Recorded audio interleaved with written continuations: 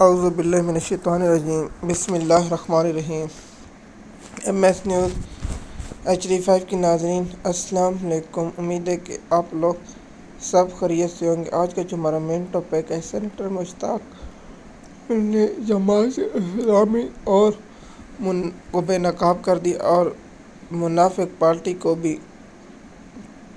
جیسے کہ آپ جانتے ہیں کہ فلسطین پر جو اسرائیل کے ظلم و ستم بڑھ رہے ہیں اور اس پر سینیٹر مشتاق احمد خان فلسطین کے لوگوں کے لیے آواز اٹھاتے ہیں، اور میں اس کی آواز کی سب سے پہلے سینیٹر مشتاق کی اسرائیل کے خلاف گرفتاری کی شدید الفاظ میں مذمت کرتا ہوں، اور قوم کی جانب سے ہم مذمت کرتے ہیں اور فوری طور پر مطالبہ کرتے ہیں کہ سینیٹر مشتاق احمد خان کو رہا کیا جائے۔ لیکن پاکستان میں اس لیے گرفتار کیا جاتا ہے تاکہ اسرائیل کو پیغام دیا جائے ہم آپ کے دشمن نہیں، آپ کے دوست ہیں۔ تو جماعت اسلامی بھی اسرائیل کی دوست ہے، کوئی دشمن نہیں۔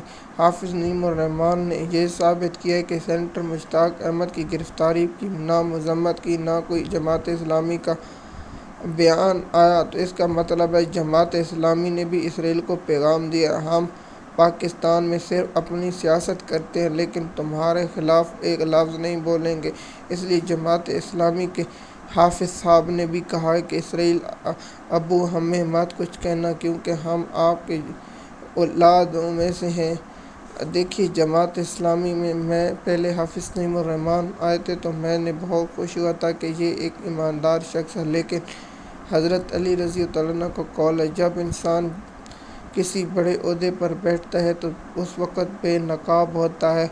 تو حافظ صاحب تو سراج الحق سے بھی تو گئے گزرے تھے۔ کہتے ہیں نا، سراج الحق پر میں تنقید کرتا تھا، سراج الحق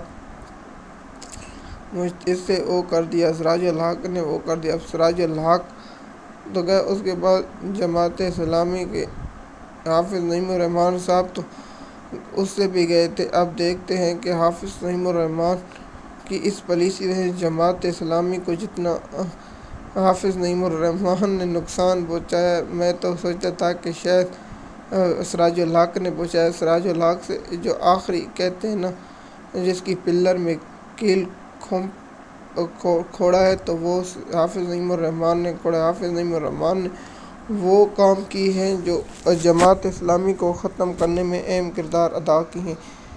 دیکھیے، نہ جماعت اسلامی نے مذمت کی لیکن فضل الرحمان نے اس کی مذمت کی ہے اور کہا ہے۔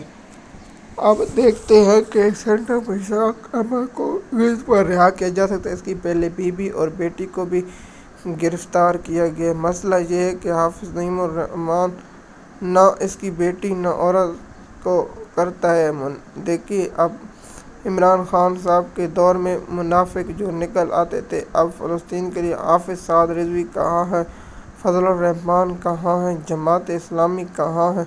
آپ احتجاج نہیں کرتے، صرف باتیں کرتے ہیں۔ اصل مقصد ان لوگوں کا یہ ہے کہ عمران خان کا راستہ روکا جائے، چاہے ان کو اسرائیل سے بھی ہاتھ کیوں نہ ملایا جائے، کیونکہ اصل مقصد یہ ہے کہ عوام ان لوگوں کو مسترد کر چکی ہے اور عوام ان لوگوں کا چہرہ نہیں دیکھنا چاہتے۔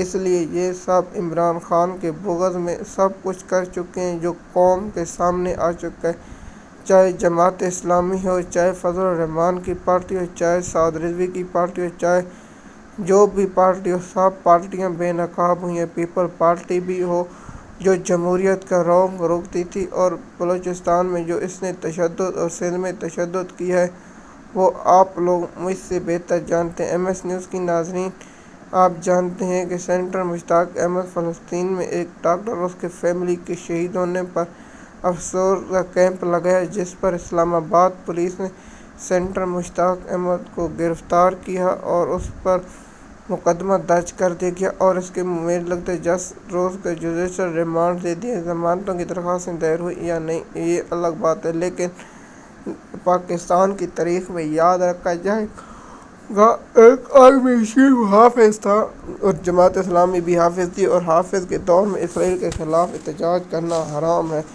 MS نیوز کی ناظرین، مزید معلومات کے لیے ہمارے چینل پر تاکہ آپ کو آنے والی اپڈیٹ وقت پر ملتی رہے۔ شکریہ۔